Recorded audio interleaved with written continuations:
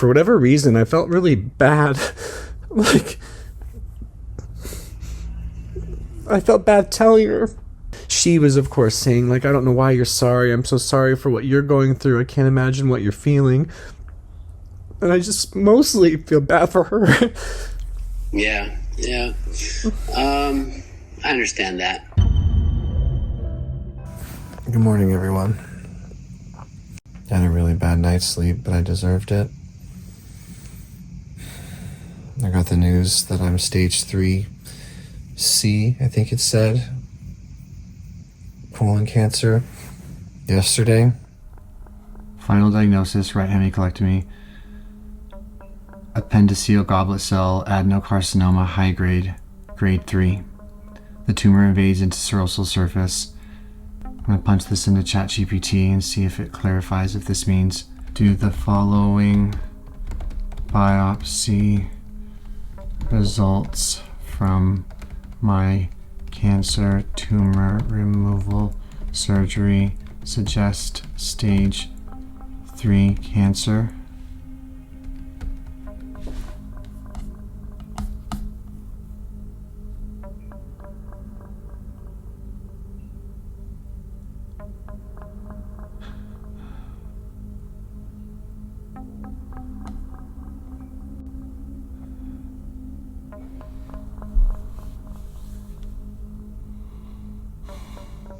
It felt like someone walked over my grave. It felt very real. It felt very different than finding out I had cancer in my intestines. It felt different than being told we're going to know what we find soon after the biopsy. It felt different.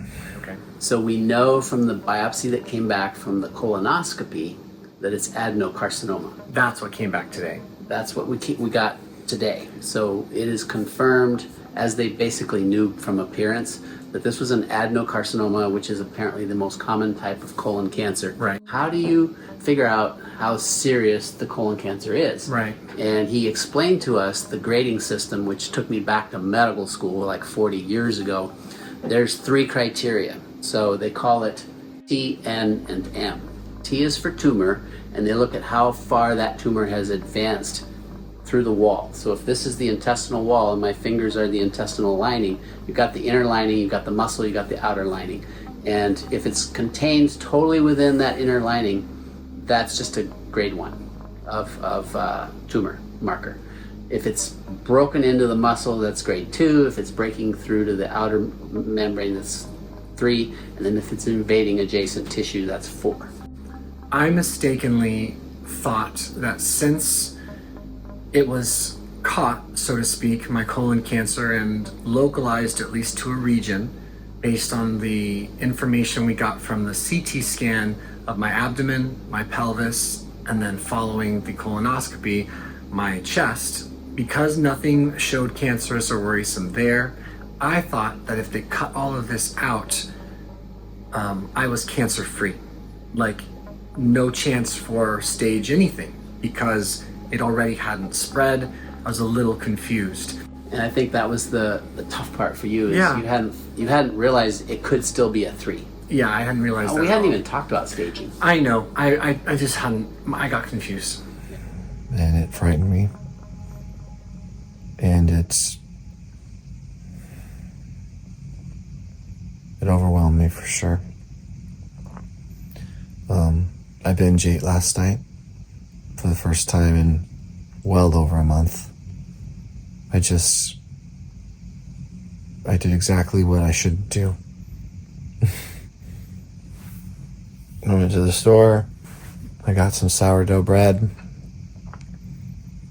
and I just toasted it and covered it in honey and maple syrup and peanut butter and just ate my feelings away. Which I know is very bad for what I'm going through right now, for my recovery, for my stomach, and for my immune system, and then for my cancer. I'm learning that cancer loves sugar. So I feel pretty disillusioned right this very moment. I want to keep talking about it. And I want to keep checking in with you guys. And of course, I'm thinking about death way more now. My wife broke down yesterday, finally in front of me. She's been so stoic, but she finally cried. And I'm glad. I think it suddenly feels real for her as well. I'm so bad that this is happening. But we're going to find out what my true character is now. We're going to figure out what I'm really made of. So I'm in it. I can't go backwards. I can't make this disappear. My Whoop shows, as you can see, my Whoop shows how brutal last night was. I really appreciate all the comments I'm continuing to give. I feel like I have to talk to you guys now. This is for my sanity. I have to talk to you guys now. I want to, but I have to now. I just need to talk to you guys. So I'm really confused about a lot of things. I'm confused about chemotherapy. I'm confused about treating cancer as a metabolic disease, like the metabolic oncology. I'm a little confused about what I'm supposed to do.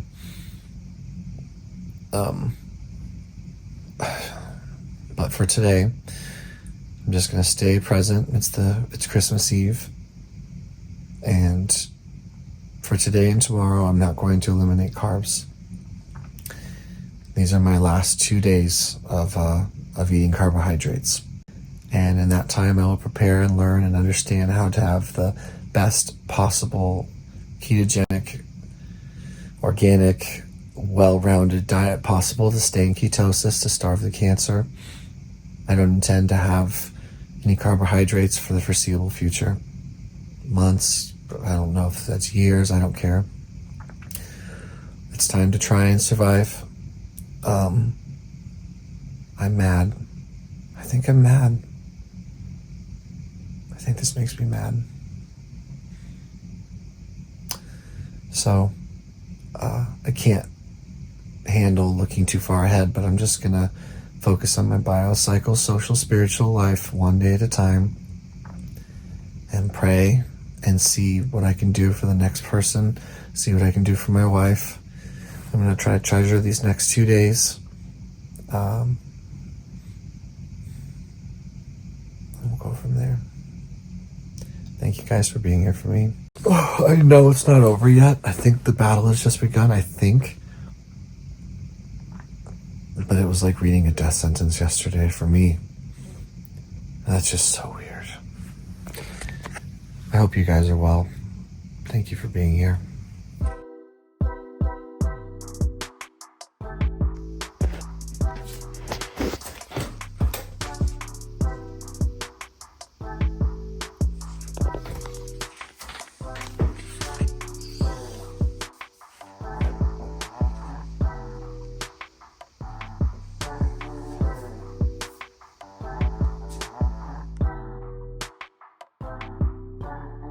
You know, they throw chemo at it, and if you were to, and I don't even encourage you to do too much online searching because you're going to drive yourself crazy. Yeah.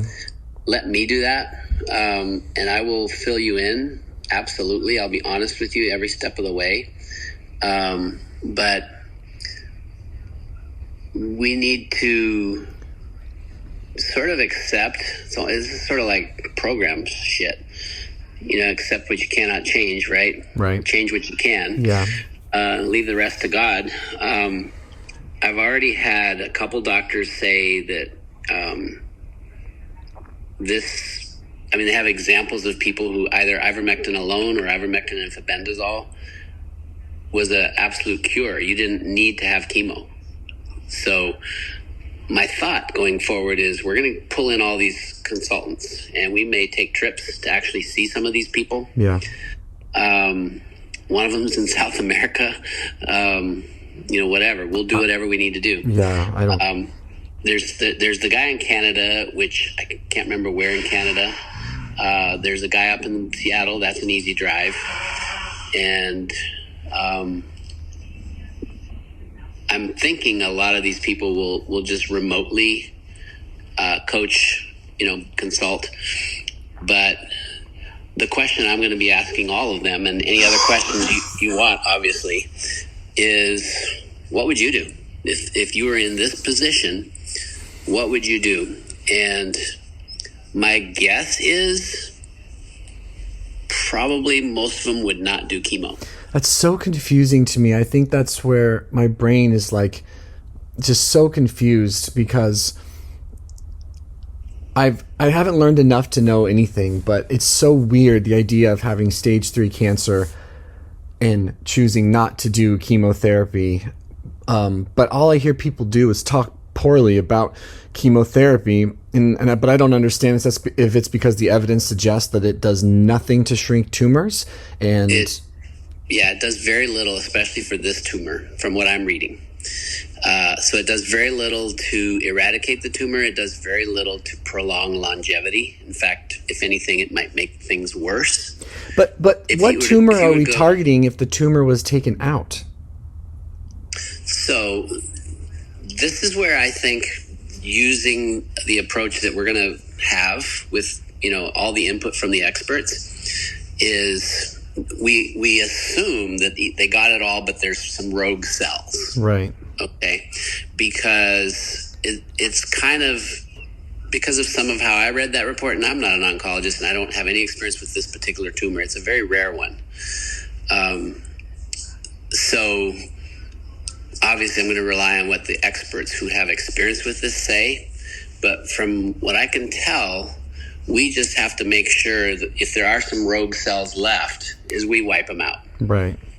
And you wipe them out by ivermectin plus or minus febendazole, melatonin. I sent you that text. It's very effective at apoptosis, so killing rapidly dividing cells and preventing spread. And then we'll also find out what are the markers to track so that we can actually see that your markers are getting better. Yeah. Right. So if you are in trouble from it, your markers are going to get worse. So we'll have markers to track. We'll have from what I gathered, every 3 months or so, you're going to get a scanning, whether it's PET scan CTs, or MRIs, PET. We'll get the best imaging that's available. It's probably going to be PET, is my thought. And then we'll incorporate this with fasting and with supplements and with organic keto and just keep... Yeah. And I think the way we beat this is it's not a fight like tense. It's an acceptance, peace, turning it over to God, and then doing the right things. Yeah.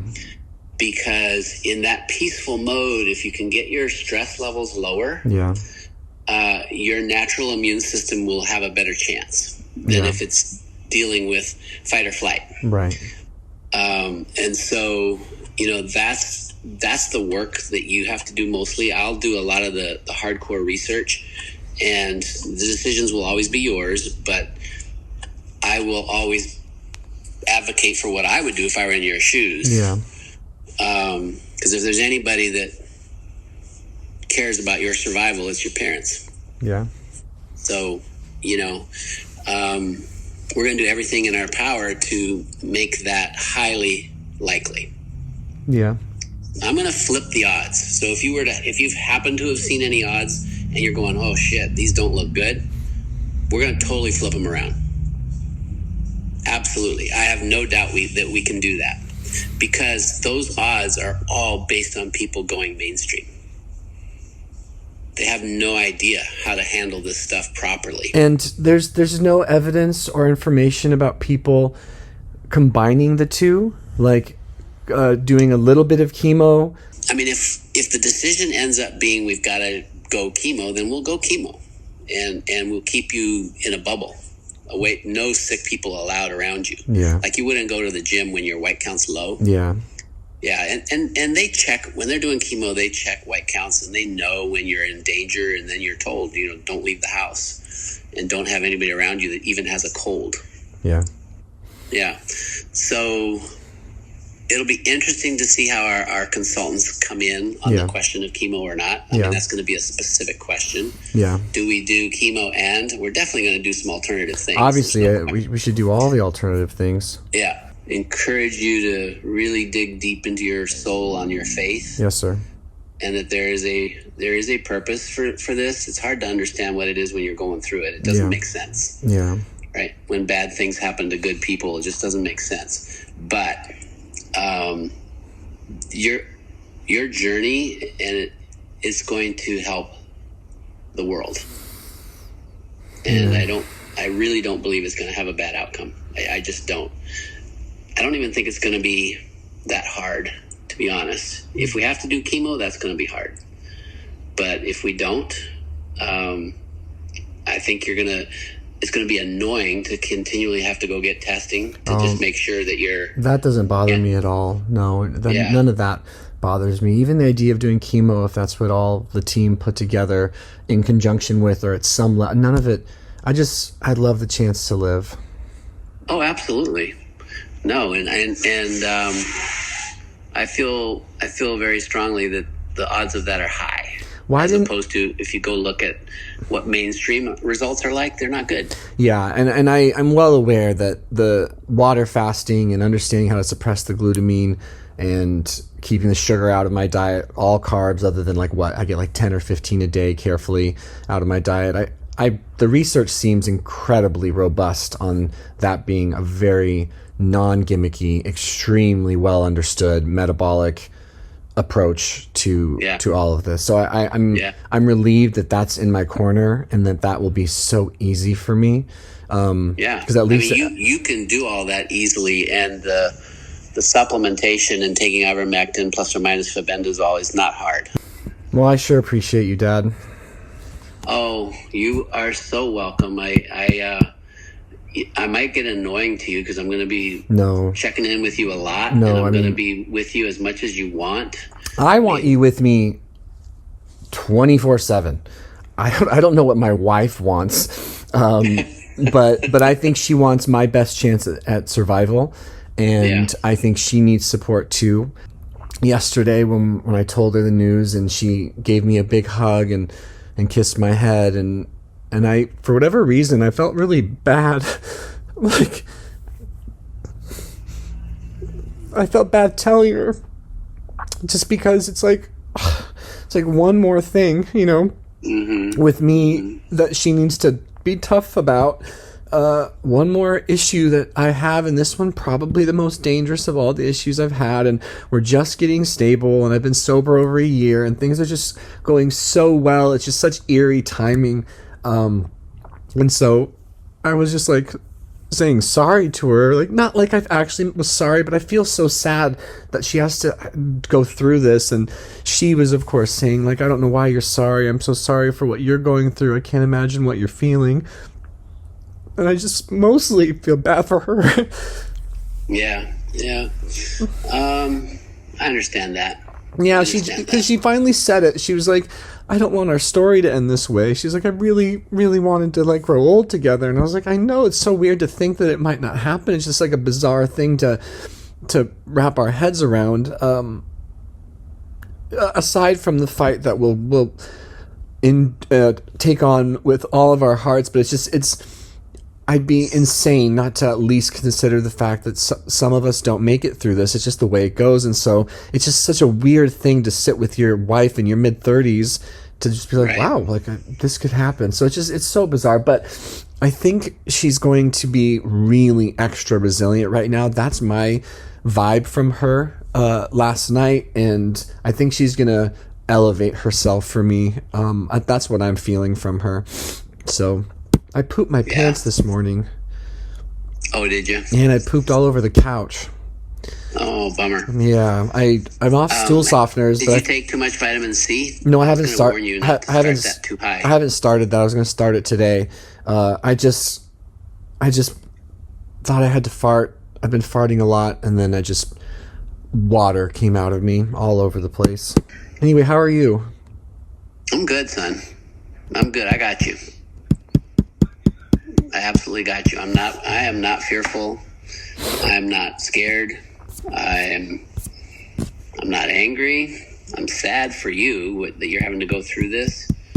But no, I believe. Yeah, I believe in Yeah. God, and I believe that we'll try. I don't know that I believe Yeah. I'm gonna. I don't think my brain is ready to say like you're gonna be fine. It's gonna be all right. I just doesn't. That feels icky to me. It feels disingenuine. But I think You can't be 100% sure, right? yeah. So, But I believe that we're gonna try, and I believe that God's got me either way. I just believe that I'm overwhelmed. yeah, it has to be overwhelming, and lean on me. I Okay? will. Thank you. You throw anything that's weighing you down my direction. I can handle it. Okay. Well, I want you to enjoy your day. I'll text you later.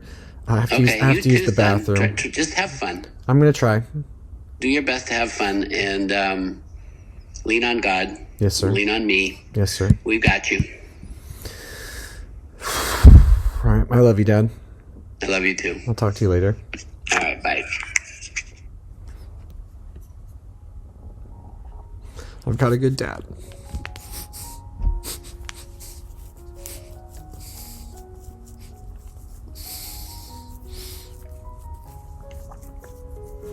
This is so weird.